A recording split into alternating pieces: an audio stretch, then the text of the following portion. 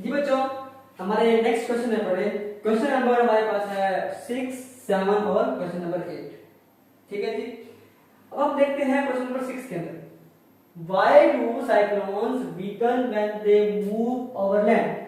बच्चों, साइक्लोन जो होते हैं वो किस तरह से अपनी ताकत को खो देते हैं जब वो क्या करते हैं, जब वो जमीन पे आते हैं। जब वो थे समुद्र के ऊपर पानी के ऊपर तब क्या थे, तब बड़े स्ट्रॉन्ग थे, बड़े बहादुर थे।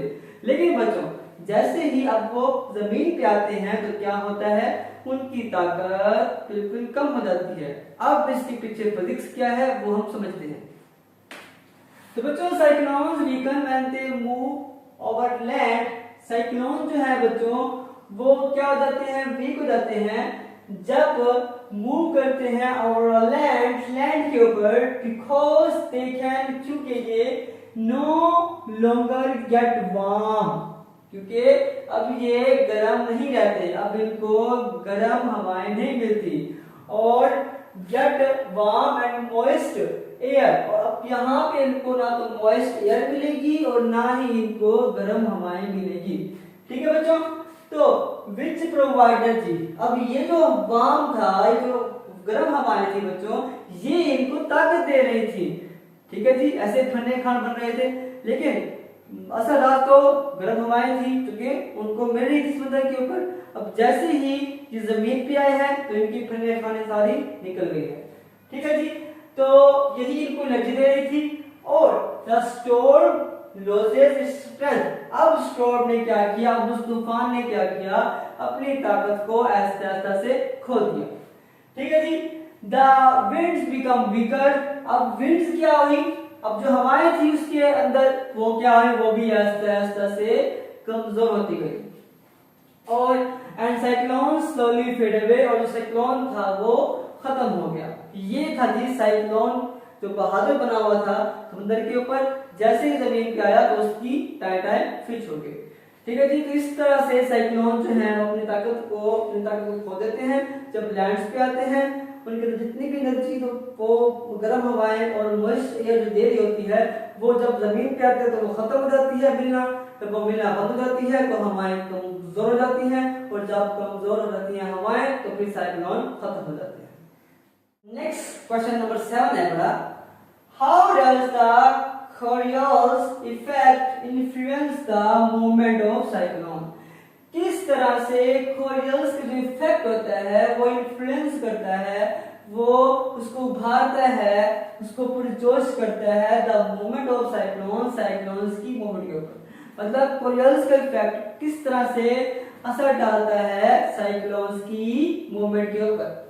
ठीक है बच्चों, तो बच्चों Coriolis effect influence cyclone causing them to spin and change direction।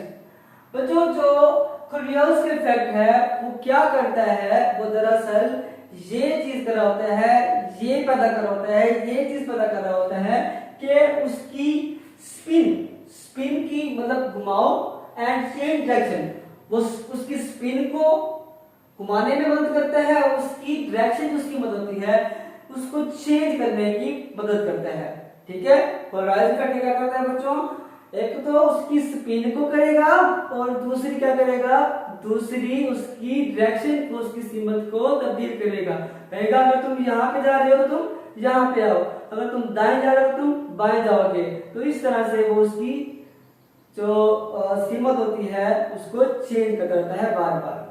अब due to the earth rotation, अब बच्चों ऐसा होता क्यों है, ऐसा होता क्यों है, क्योंकि हमारी जमीन जो है वो घूम रही है। मेन का तो बस जमीन का ही होता है। अच्छा जी, due to the earth rotation in northern hemisphere the air spin in anti clockwise. अब बच्चों हेमिस्फीयर आपको याद रखने हैं, ठीक है, नॉर्थर्न हेमिस्फीयर और साउथर्न हेमिस्फीयर। अब ये आपके पास जमीन है, ठीक है। अब जमीन के आपने सेंटर पे एक लाइन लगा दी है जो कि है इक्वेटर।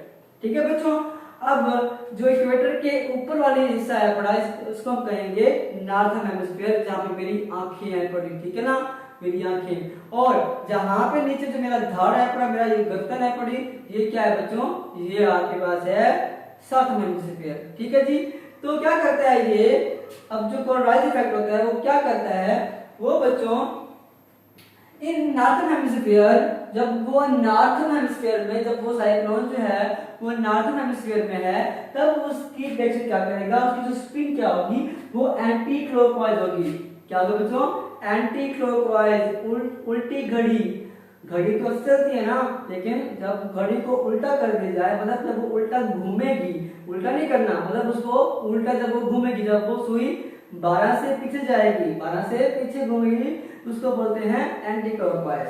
ठीक है जी।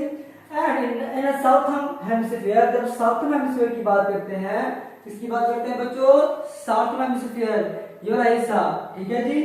तो इट्स स्पिन इज क्लॉकवाइज। अब इसकी स्पिन क्या होगी बच्चों, इसकी स्पिन होगी क्लॉकवाइज, इस तरह से जैसे घड़ी चलती है, पलक के बाद एक इस तरह से चलती है घड़ी, तो वो आपके पास होगा क्लॉकवाइज होगा। इट आल्सो हेल्प्स, मदद करती है, guide the path of the cyclones making them curve. और बच्चों साइक्लोन जो है वो स्ट्रेट में नहीं होते, साइक्लोन्स स्ट्रेट में नहीं होते, साइक्लोन होते हैं कर्व पाथ में।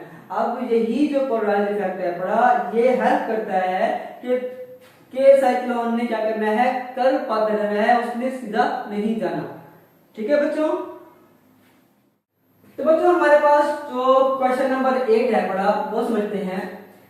विच इज द प्राइमरी काज, कौन सा प्राइमरी काज है बड़ा ऑफ राइजिंग सी लेवल्स, जो बढ़ा देता है सी लेवल्स को due to global warming. Global warming वजह से वो कौन सा प्राइमरी काज है जो कि सी लेवल को बढ़ा देता है। बच्चों ये तो हम शुरू से पढ़ते आ रहे हैं, बड़ा ये आसान सा सवाल, बड़ा ये आसान सा जवाब इसका होगा। ड्यू टू ग्लोबल वार्मिंग बच्चों क्या होता है, सूरज की रोशनी पड़ी, किसके पर पड़ी बच्चों, ग्लेशियर्स पे पड़ी। ग्लेशियर्स क्या होते हैं, ग्लेशियर्स बच्चों बड़े बड़े पहाड़ के तोते। अब तोते क्या होते हैं, मतलब जिनकी बड़ी बड़ी चोटियां हो। ठीक है बच्चों।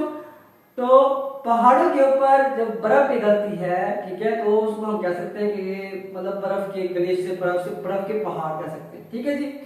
तो बच्चों ड्यू टू ग्लोबल वार्मिंग, जब गर्मी पड़ती है, ग्लोबल वार्मिंग होता है, ग्लेशियर्स एंड आइस शीट, जितनी भी आइस शीट, मतलब जो समंदर सर्दी से जम जाते हैं, उसकी ऊपर बड़ी जो परत होती है वो जम जाती है, वो गर्मी से क्या होती है, गर्मी से वो पिघलना शुरू जाती है, उसको बोलते हैं आइस शीट।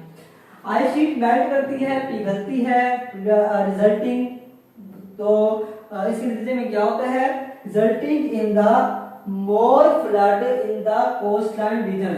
अब कोस्टलाइन रीजन में क्या होता है कि जो समुद्र के साथ वाले इलाके होते हैं ना, तो उसको हम कहते हैं कि वो है कोस्टलाइन आपके पास है। ठीक है, समुद्र के साथ साथ एरिया जो है वो है कोस्टलाइन का। तो क्या होता है, जिस तरह से ग्लेशियर पिघलते हैं, ग्लेशियर के पिघलने से पानी टपकेगा, पानी जो होगा वो इस तरह से बहता बहता बहता समंदर में आएगा, और समंदर के अंदर मौजूद पानी का जो लेवल होगा वो बढ़ जाएगा। ठीक है बच्चों, जब वो लेवल बढ़ जाएगा तो क्या होगा, वहां पे सैलाब आने के चांसेस बढ़ जाते हैं। तो यही वजह है, ग्लोबल वार्मिंग जो है वो क्या करती है, वो फ्लड को पैदा कर देती है, और यही इसका प्राइमरी सोर्स है।